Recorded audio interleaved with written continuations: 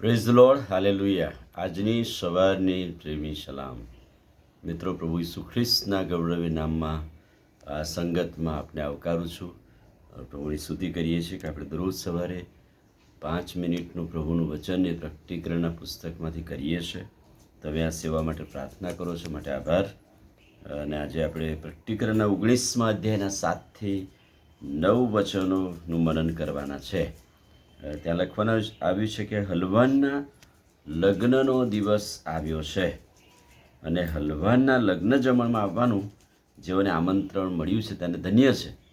એટલે કે છે કે હલવાનના લગ્નમાં આવવાનું આમંત્રણ જેને મળ્યું છે, તું લખ.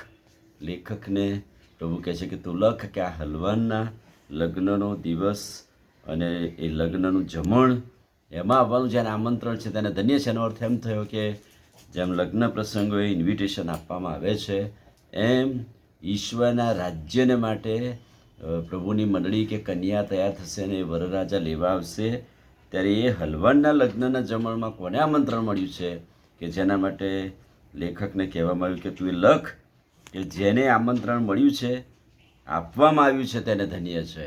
પ્રભુએ તમને ને મને એ માટેની કન્યા તરીકે તૈયાર કરીને આપણને આમંત્રણ આપ્યું છે. પણ આવું જ બીજું વચન પ્રકટીકરણ 14 અને 13 તમે જોજો. પ્રકટીકરણ 14 અને 13. પછી મેં આકાશમાંથી એક વાણી એમ બોલતા સાંભળી કે તું એમ લખ કે હવે પછી જે મરનારાઓ પ્રભુમાં મરણ પામે છે તેઓને ધન્ય છે. પ્રભુમાં મરણ પામે છે તેઓને ધન્ય છે. અને આત્મા કહે છે કે હા, કે તેઓ પોતાની મહેનતથી વિશ્રાંતિ લે, કેમ કે તેઓના કામ તેઓની સાથે આવે છે. જે લોકો પ્રભુમાં મરણ પામ્યા છે અને પામે છે તેમના માટે એમ કહ્યું છે કે તેઓને ધન્ય છે.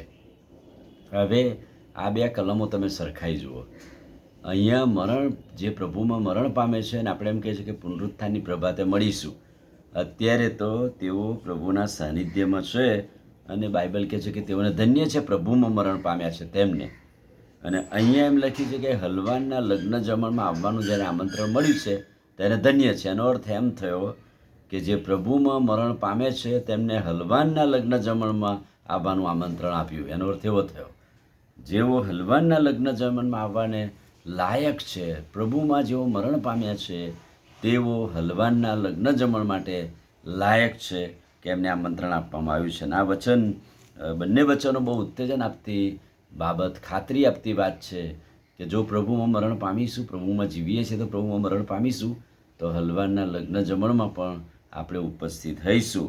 અને આ વચન દ્વારા જે પરિવર્તન થઈ જાય છે કે લગ્નનું જમણ અને પ્રભુમાં મરણ પામેલા સીધા લગ્નના મોટા પ્રસંગમાં કે જમણમાં હાજર થશે એમ કહેવાય છે.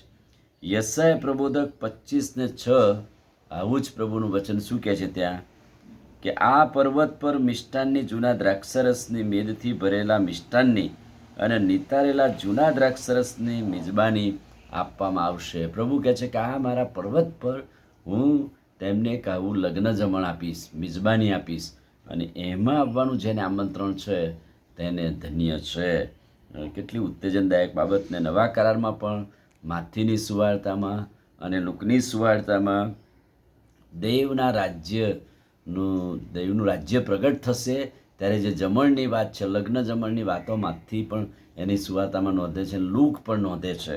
અને લૂક 14:15 શું કહે છે કે દેવના રાજ્યમાં જે રોટલી ખાશે તેને ધન્ય છે. દેવના રાજ્યમાં જે લગ્ન જમણ થવાનું અને એમાં જે જમણના ભાગીદાર બનશે ને એને ધન્ય છે. અને એટલા માટે ધન્ય છે કે જેમને હલવાનના લગ્ન જમણમાં આવવાનું આમંત્રણ મળ્યું છે, અને ધન્ય છે કે જેઓ પ્રભુમાં મરણ પામ્યા છે, અને ધન્ય છે કે તેઓ દેવના રાજ્યની રોટલી ખાશે.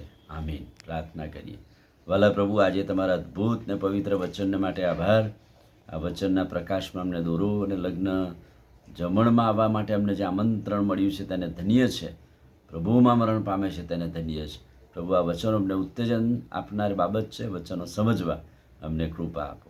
પ્રભુ ઈસુના નામમાં પ્રાર્થીએ છીએ, સાંભળો ને માન્ય કરો. આમીન. God bless you.